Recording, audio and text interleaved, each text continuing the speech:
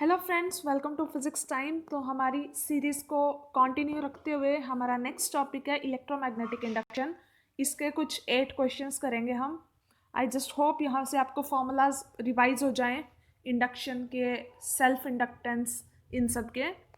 तो starting with the first question, a current I दिया हुआ है यहाँ पे 10 sine 100 pi T is pass in first coil से इसे पास किया हुआ है, जिसकी वजह से सेकेंड कॉइल में 5 पाई वोल्ट का एक ईएमएफ, मैक्सिमम ईएमएफ आ रही है। तो हमें म्यूचुअल इंडक्शन बताना है दोनों कॉइल्स के बीच में। तो फर्स्ट ऑफ ऑल हमें आई दिया हुआ है, तो अगर आपको फॉर्मूला याद हो उसके हिसाब से हमें D I by D T निकालना पड़ेगा। तो हम यहाँ पर इसका कर देंगे डेरिवेटिव। ये 10 एज इट इज, 100 से अंदर से 100 पाई बाहर आ गया, साइन का हो गया cos. Now D I by D T हो गया ये हमारा। उसके बाद हमें निकालनी है ई एम एफ का फॉर्मूला, जो हमें पता होना चाहिए। E is equal to M D I by D T होता है। तो ई जो है मैक्सिमम लेना है, ई मैक्स दिया हुआ है हमें क्वेश्चन में। तो यहाँ पर एम है, वो तो मैक्सिमम मिनिमम कुछ नहीं होगा, वो तो एक कॉन्स्टेंट की तरह ट्रीट होगा। But D I by D T इसकी वैल्यू मैक्सिमम होगी। अगर आप यहाँ पर देखो, D I by D T की ये वैल्यू है, ये तो इसमें कांस्टेंट है, इसके ऊपर डिपेंड करेगा कि ये मैक्सिमम है या मिनिमम। और आपको पता होना चाहिए कि कॉस की मैक्सिमम वैल्यू होती है 1। ठीक है, तो यहाँ पे वैल्यूज पुट कर दो, 5 पाई एम एज इट इज, और D I by D T की मैक्सिमम वैल्यू क्या होगी, 1000 पाई। ये पुट कर देंगे तो हमारा एम आ जाएगा 5 मिली हेनरी।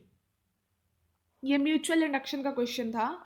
नेक्स्ट क्वेश्चन, इसमें बोला है कि dimensions magnetic flux bye magnet electric flux की डायमेंशंस बतानी है।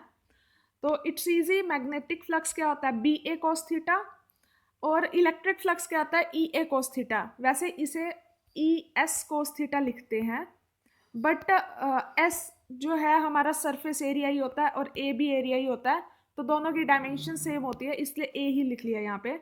तो ये हो गया कट, ये बच गया बी बाय ई। अगर आपने इलेक्ट्रोमैग्नेटिक वेव्स पढ़ी हैं तो वहाँ पे आपने पढ़ा होगा E by B is equal to C. तो बी बाय ई क्या हो गया, 1 बाय सी, और 1 बाय सी यानी C is the velocity of light. C की डायमेंशंस आपको पता है, उसका इन्वर्स कर दो, यानी टी एल माइनस 1। तो ये आ गया आपका आंसर, सॉरी, सो ये आ गया आपका answer. Moving to third question. Third question important है, इस टाइप के क्वेश्चंस अक्सर देखने को मिलते हैं। एक स्टेप अप ट्रांसफॉर्मर है जिसकी ट्रांसफॉर्मर रेशो दी हुई है 3:2। हमें बोला है कि सेकेंडरी कॉइल में जो वोल्टेज है वो निकालनी है, अगर प्राइमरी कॉइल में वो 30 वोल्ट है।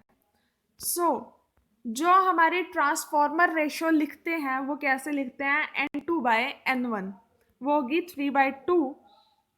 V1 दिया हुआ है 30 volt, 30 volt. Now we should know that transformer ratio का बाकी सबसे क्या रिलेशन होता है, N2 by N1 is equal to V2 by V1। यहाँ से V2 निकल जाएगा 45 वोट्स। नाउ फोर्थ क्वेश्चन, ये क्वेश्चन कुछ अलग है। आई डोंट नो इस टाइप के क्वेश्चंस आते हैं या नहीं, but a different type of question is necessary to be practice, क्योंकि एक अलग टाइप का क्वेश्चन हमेशा पॉसिबिलिटी होती है आने की। इसमें हमें दिया हुआ है फाई की वैल्यू दी हुई है दिस। क्वेश्चन में क्या बोला है कि एक मैग्नेटिक फ्लक्स है फाई, वेबर में है, उसे एक क्लोज सर्किट का मैग्नेटिक फ्लक्स है जिसका रेजिस्टेंस 10 ओम है। हमें इंड्यूस्ड करंट निकालना है, कब, टाइम डिस पे। फाई दिया हुआ है हमें ये, हमें इंड्यूस्ड ईएमएफ निकालेंगे सबसे पहले, because E is equal to minus d phi by D t, ये भी फॉर्मूला होता है। अब इसका d phi by D t कर देंगे, -12t + 5, माइनस लगाया तो माइनस आ जाएगा। अब ये कितने टाइम पे बोला है हमें, 0.25, ये पुट कर देंगे इसके अंदर, तो इंड्यूस्ड ईएमएफ आ जाएगी हमारे पास 2 volts.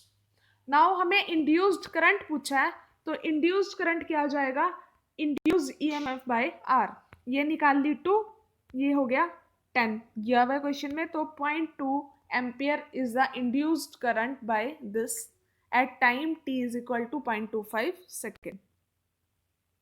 Now next fifth question.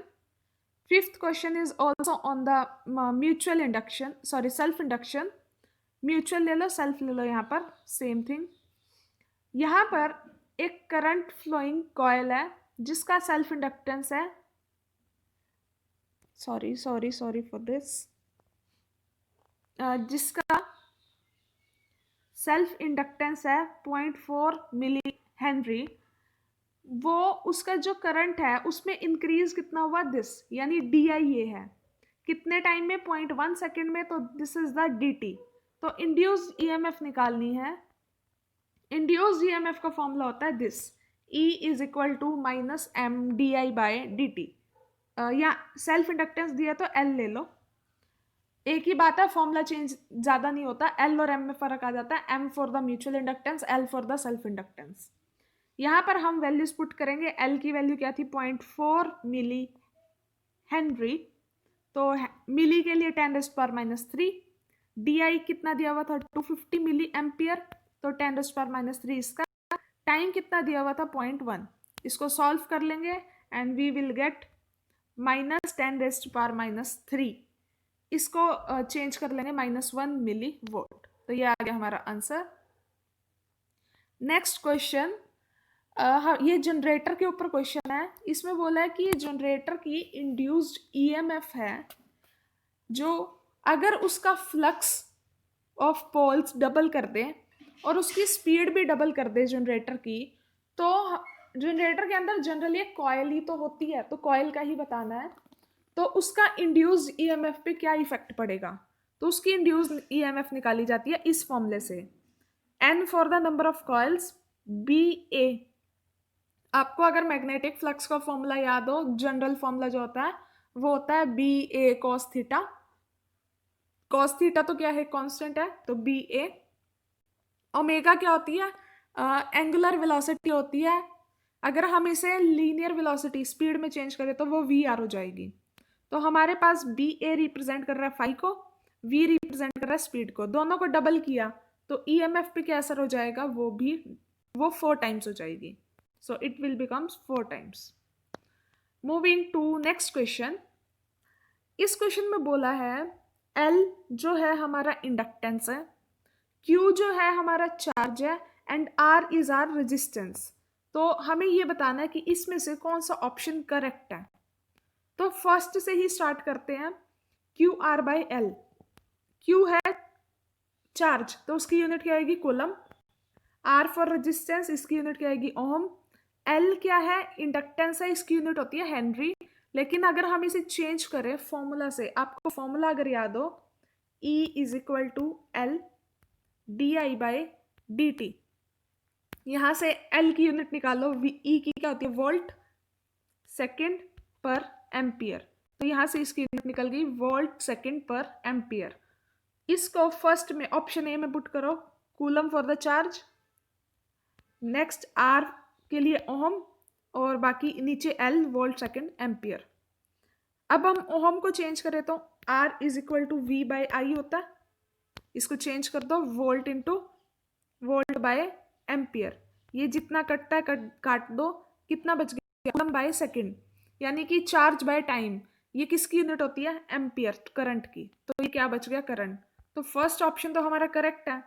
अगर आप ऐसे ही सेकंड और थर्ड भी चेक करोगे, आपकी अपनी मर्जी है, आप डायमेंशन से भी चेक कर सकते हो, यूनिट से भी चेक कर सकते हो, कोई जनरल फॉर्मूला है वहां से भी काट के चेक कर सकते हो. तो इसका तो फर्स्ट आ गया आंसर. ये दो चेक करोगे तो ये नहीं आएंगे. ऑब्वियस सी बात है, अगर ये करंट है तो ये तो बिल्कुल भी करंट नहीं होगा. ठीक है, एक आ गया तो इसकी ज़रूरत नहीं है चेक करने की. Now moving to last question. ये क्वेश्चन इंपॉर्टेंट है, ये कुछ अलग क्वेश्चन है, ये जनरली हम लोग फॉर्मूला इसका यूज़ नहीं करते हैं. इसमें बोला है कि एक टाइम कांस्टेंट दिया हुआ है जो है 10 सेकेंड का आरसी सर्किट के लिए, जिसका रेजिस्टेंस है 10⁻³ ओम. तो हमें कैपेसिटी निकालनी है उस कंडेंसर की. हमें आर दिया हुआ है, सी निकालना है और टो दिया हुआ है. Tau is the time constant. तो हमें ये पता होना चाहिए बस that tau is equal to R C होता है. That's it. ये एक मुझे अलग फॉर्मूला लगा जो हमने ना फॉर्मूला शीट में इंक्लूड किया और जनरली आप +1 +2 की बुक्स पढ़ोगे तो आप उसमें भी ये फॉर्मूला देखने को बहुत ही रेयर कहीं मिलेगा आपको, तो आप छोड़ देते हो, तो इसलिए मैंने फॉर्मूला इंक्लूड कर दिया। तो टो क्या है 10, आर फॉर 10⁻3, सी निकालना है हमें, सी निकालेंगे तो वो आ जाएगा कैलकुलेशन से 10⁻4 माइक्रोफेरेड। तो ये आ गया हमारा आंसर 4th। अगर आपको इस यहाँ तक आपको कोई प्रॉब्लम नहीं है तो वेल एंड गुड। अगर कोई भी क्वेरी है आप कमेंट्स में पूछ सकते हैं। और अभी तो बिल्कुल टाइम पास ही आ गया, सबके सेंटर्स भी आ गए हैं, अब सबके सेंटर्स होम टाउन में ही आए हैं, तो that is a benefit for us कि होम टाउन में सेंटर होने से ये बेनिफिट होता है, टाइम वेस्ट नहीं होता, आने जाने में बहुत ज़्यादा दिमाग खराब हो जाता है। सो